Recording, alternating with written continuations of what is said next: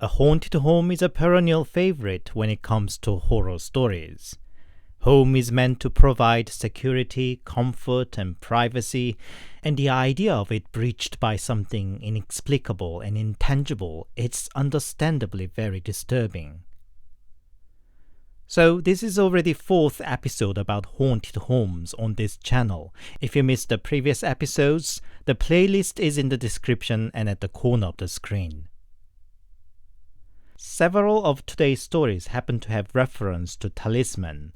There have been occasional mention of talisman in previous episodes too, but here I'd just explain a little bit more about the most common form of a talisman used in Korea. Talisman can of course come in various forms, a relic, small object, or a plaque, and so on, but in modern Korea it usually comes in a form of a piece of paper with a phrase, spell, pattern, or a figure written on it. The proper form of talisman would be written in red ink made with a snubber on yellow paper dyed with beans from Chinese scholar tree. But today many are often mass-printed on cheaper yellow paper. They are believed to be most powerful when handwritten by people with spiritual power, such as shaman, a monk, or Taoist master. Some talisman is supposed to bring good luck or to fulfill wishes, but many of them are actually produced as repellent against misfortune and malicious spirits. For that reason, as in today's stories, when one moves into a new place and finds a talisman there applied by the previous owner or tenant, it potentially means a bad news, especially if they are found in an inconspicuous spot. So, here are 5 allegedly true stories from Korea about haunted homes. As always, handpicked, translated, and narrated by a host, Anthony.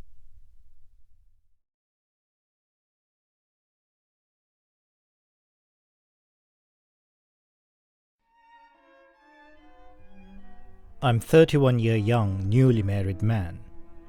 We started our marriage life on a tight budget and for a time lived in my old studio apartment a while. And only last November finally rented a 1-bedroom apartment. Everything was ideal. It was on the 8th floor, could easily walk to a bus stop, major supermarket was also near, and most of all, it asked for a bit lower than usual deposit. Also, the landlord himself used to live here before us, which gave us a sense of confidence too.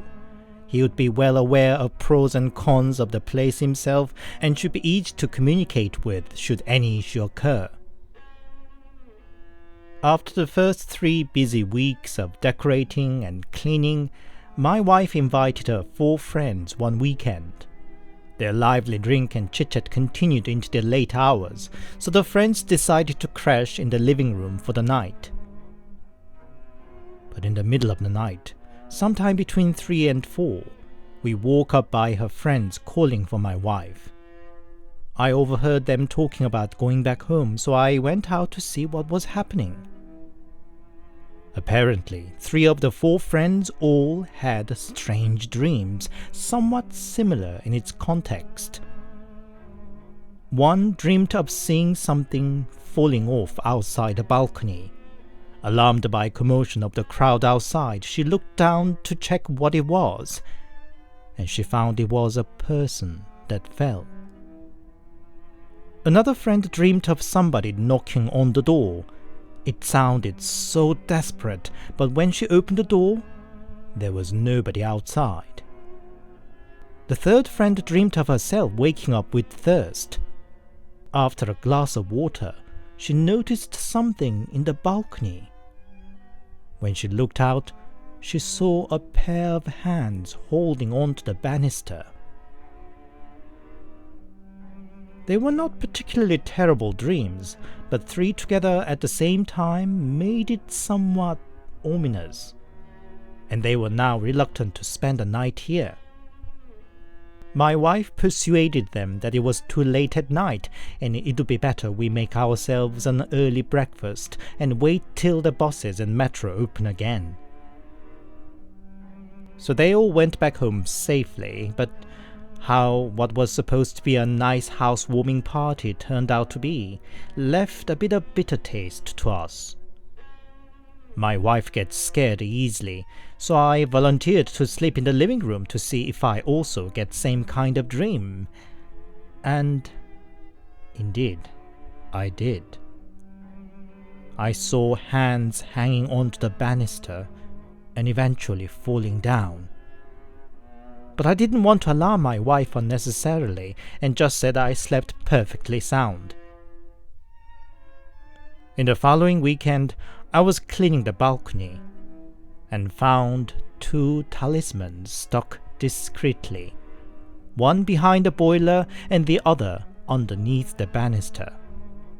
Before I could hide them, my wife too saw them. We are both Protestants, so we took them off. And since then, we both started getting the strange dreams when we sleep in our bedroom too. They were all more or less similar. Find ourselves alone in our place in the dark at night, and then see somebody falling down followed by a crowd murmuring outside, or disturbed by loud banging on the door. It carried on weeks, and we didn't feel home in our home anymore. I called up the landlord and explained everything that had been going on, from the talisman to our recurring dreams. The landlord was clearly reluctant to come clean. He just cautiously asked if anything weird happened after we removed the talismans. It clearly meant something was up with this apartment, so I argued it was a breach of the contract that he failed to inform us everything and that we would revoke it, etc. I honestly didn't know if my argument stood legally, but the landlord said he'd visit us the following day. He turned up with a fancy cake as a present and told us the following story. Before he himself lived in the apartment, somebody died here. Not a suicide, but by an accident. The guy decided to fiddle with a satellite dish outside the balcony when his TV connection went fuzzy, and fell from the balcony.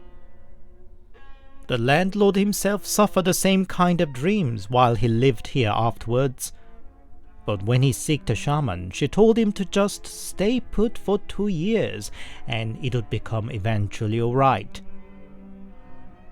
We were both surprised and found it uncomfortable. Had we known it beforehand, we wouldn't have moved in. Now we are looking for a new place. My advice is to inspect every corner should you move into a new place. Who knows what you might find?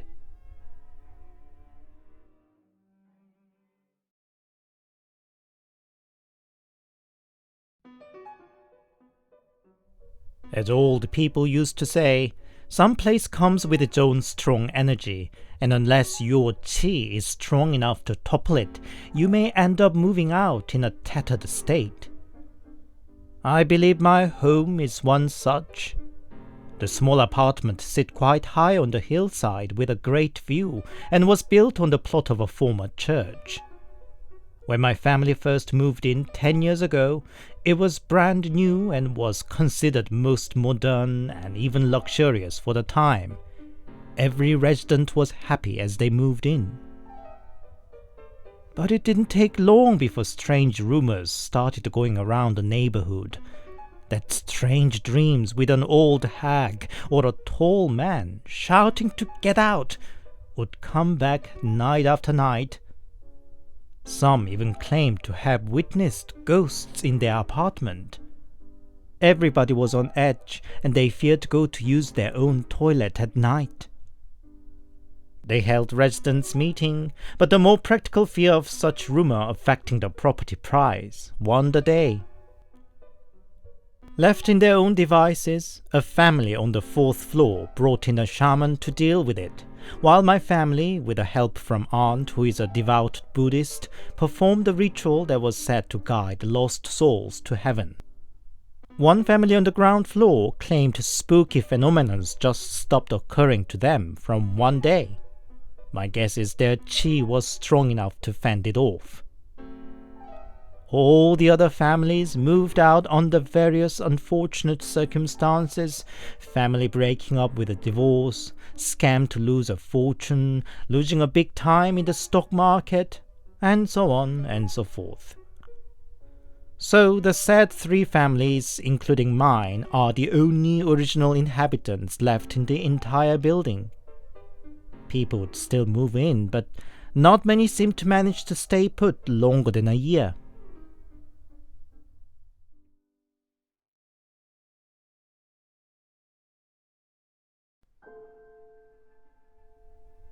It was the most spacious and expensive place my family has ever lived in. Not that it was anyway luxurious, but there was a sizable garden to it, and we could grow our own vegetables too. The former owner left his dog behind as he moved into an apartment, so we adopted him, and I especially loved him. The rooftop terrace was spacious too, and provided a perfect place to have a barbecue in summer evenings. On the ground floor was a veranda looking over the garden, and there my father kept his precious bonsai pots. In the garden were several red and white camellias, and they were very pretty when they were in full bloom. Though it was only years later that I learned it is a taboo to plant a camellia in one's garden. So, as you can see, there were lots of things I liked about the house. But all was not well from the day one. I still remember the day I first visited the house with Mom.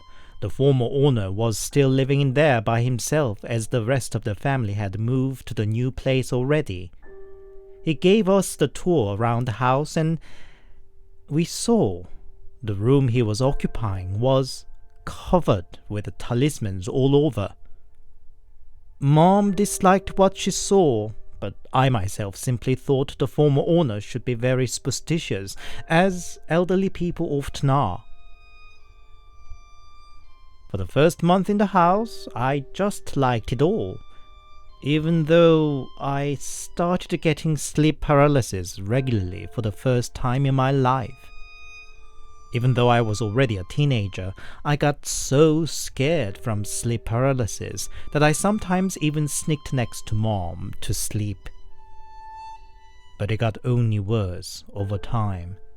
I started to hear a strange woman's voice, suffered a sense of being watched, or sometimes got startled with somebody tapping on my side.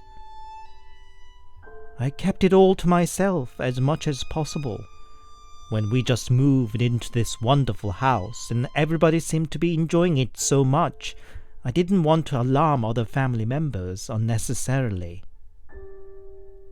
Regardless, strange happenings continued. If I recount just two memorable ones from so many, we had a family pet dog, a Yorkie, normally a very loyal and gentle creature. In the house were 3 rooms. One of them belonged to my older brother, but since he was away on the military service, it was more or less used as a storage. One day, I was just idling on computer, and my Yorkie started barking in front of that room, so ferociously unlike a usual character. By then I was so paranoid with all the strange things going on in the house that I was instantly alarmed, and yet I was also curious. What could be behind that door? I'd rather find it out than carrying on living in fear with uncertainty. I carefully opened the door. As soon as it opened, Yorkie rushed inside and barked in the air like mad. I could not see anything, but my dog was barking at one certain point in the air as if something was indeed there. My knees were going soft. Then my Yorkie suddenly yelped and fell on her side as if some force pushed her. The brave dog still wouldn't step back, but carried on barking. I got so scared that I grabbed the dog and ran out of the room. The second memory is about one particularly bad episode of sleep paralysis. It was early winter, and my parents laid out a thick rug in the living room almost to the door of their room. That night, I was sleeping in my room. For some reason, I woke up and found the duvet slipped over, so pulled it up over me again. But in that half-asleep state, I sensed I was getting another sleep paralysis. I tried all my tricks to break the paralysis, but none worked.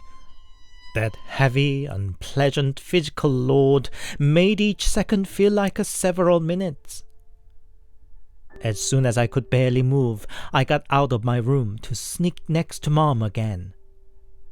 My body was still so heavy, I had to crawl on all fours. As I crawled across the living room, I felt a thick pile of the rug in my hand. When I reached the end of it, I felt almost like crying with relief. I reached the doorknob to my parents' room and opened it. Suddenly, a heavy load pushed me down to the floor, and I realized I had just opened the door to my own room. The dark room in front of me felt so bleak and chilling. I ran straight to my parents' room, all tears and sweat. In the end, we moved out of the house, barely a year after we moved in. My strange experiences aside, a series of misfortunes changed the situation of my family. My dad's business ran into troubles. Mom had to get a major operation, and my parents divorced. They still don't fully believe me when I tell them what I experienced in the house. Could it be because my room was the one that was covered with the talismans? Whatever the truth may be, what I can say for sure is I have never had another sleep paralysis, heard a strange voice, or suffered a sense of being watched ever since my family left that house.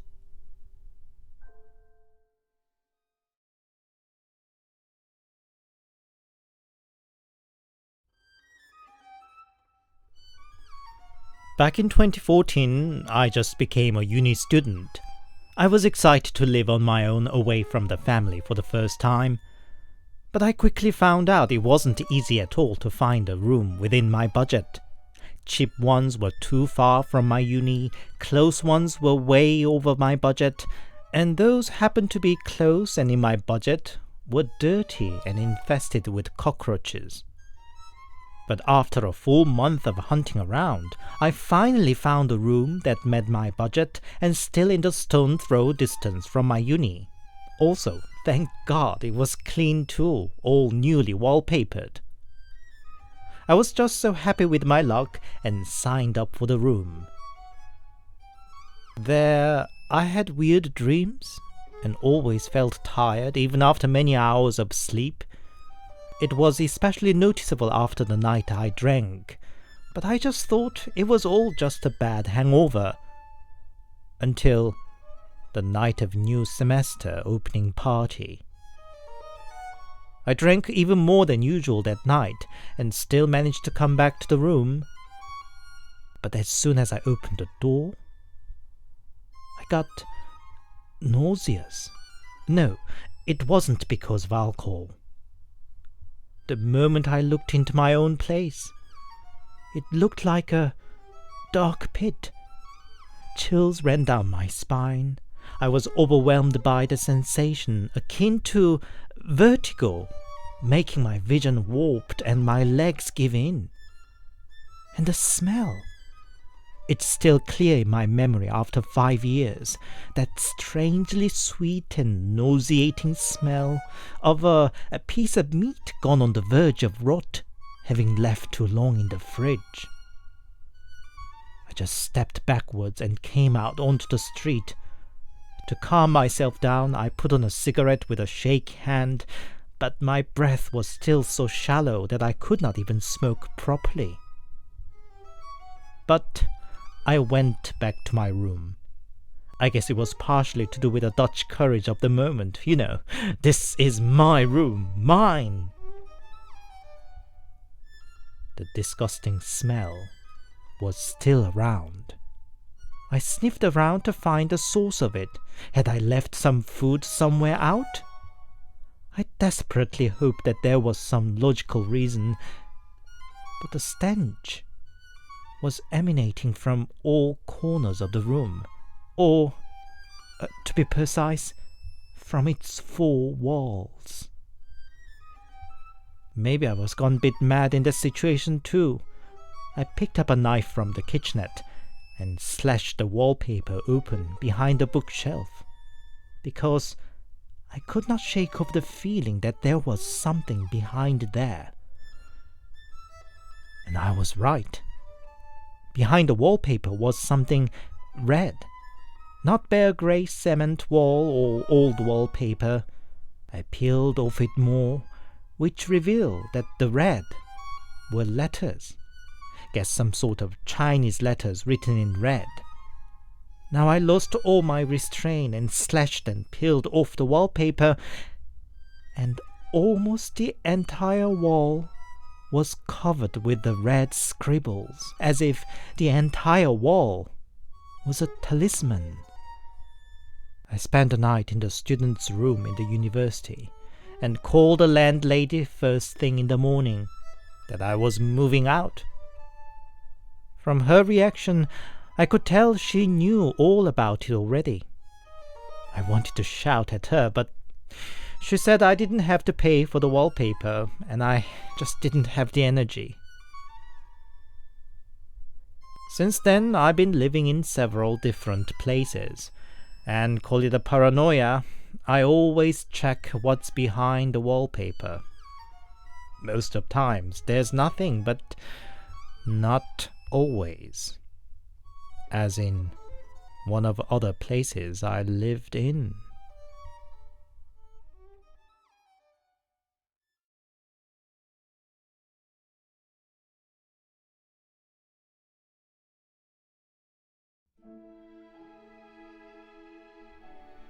About 5 years ago, I was trying to get a job after my graduation from uni. One big problem I had was my poor English. English had been my weakness all the time. Even at my SAT, my English score reached barely about the half of other subjects. Most decent companies would ask to submit the result from an English level test. When the job market was so tight, I had to do better. So I got myself a room to myself somewhere quiet, away from my family, friends, and usual distractions, and really digged English and English day and night. But soon I started to feel something wasn't quite right with the room. When I came back in the evening, there always was sense that somebody had been there, and I got chills out of blue at nights. The constant feeling of some presence around me got gradually more and more oppressive. A few days in, I started getting weird dreams. Now, I get sleep paralysis very often, and normally doesn't faze me. Should some ghostly figure appear during my sleep paralysis, I just shout a barrage of swears and sometimes, if I could manage, even punch or slap them. But the kind of paralysis I experienced in that place was different. Nothing appeared, but I was overwhelmed by a force that enwrapped me completely. It first happened 2-3 times a week, but soon it became a nightly event. With prolonged poor sleep, my condition and focus nosedived, and I ruined yet another English test. Naturally, I was all touchy and irritated that evening, and when I sensed that I was going under paralysis once again, I flipped and poured out my anger like some rapper. What kind of shit disturbs my sleep? Come out if you dare. I'll pull your head off. coward can't even reveal yourself, huh? Sneaky little bastard. Come out and settle it down with a proper tussle. And many more which I can't possibly write here down. Next moment, my eyes popped opened. On the wall opposite side, I could see some haze forming gradually into a shape of an old man. His short-cut hair was all white, but his body was muscular like a manual laborer, and his face was dark. I realized I had called all sorts of despicable names of an old man. I normally live by my own rule that one should show respect to the elderlies. I couldn't possibly know what kind of weight of life they might have lived through, and for their sacrifice and hard work can I now live in relative prosperity and comfort, I believe. So I instantly felt a bit guilty for what I had done. Indeed, the old man was seething and shouted, "What did you say? Say it again, you little bastard! Try it!" Like a guilty child, my instinctive reaction was, "No, I didn't say anything. It wasn't me. Now go away." The old man glared at me, breathing hard, before disappearing. Following day, I visited my landlord, who lived on the ground floor of the building, and asked if such and such looking old man had lived in my room before. And the landlady confirmed such an old man used to live by himself. He was a construction worker, and as far as she knew, died unexpectedly from an accident on the work site. I wanted to think it was just a meaningless dog dream, but apparently it wasn't. Dead or alive, I was sorry that I behaved like a yawp to him. So that evening, I set a modest dinner table with some drinks and snacks, together with a candle and incense. I filled up a glass and said my apology and perhaps a bit of a rant. "Hey, Grandpa, I'm really sorry I said what I said to you last night. I shouldn't have. But really, you're not totally innocent either. I'm just a poor young guy who left my family to study by myself here. I really need to improve my score and finally get a job, you know. Wouldn't you take a pity on me and spare my good night's sleeps? For your help should I get a proper job, I promise I'll pray for you when I visit the temple next time." And I carried on till the incense burnt out. To wrap it all up, I put a bit of rice and side dishes in a bowl and left it outside the gate. "I really ask of you little. Let me just sleep sound, please," I said for the last.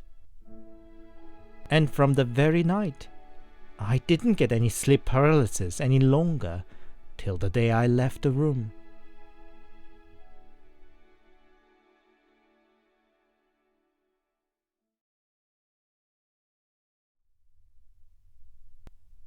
Hi, it's Anthony here, and thank you very much for listening.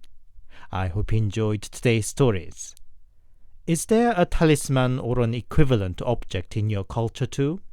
I know a few examples like horseshoes in the Western world, hanging the letter fortune upside down in China, or the cute beckoning cat of Japan.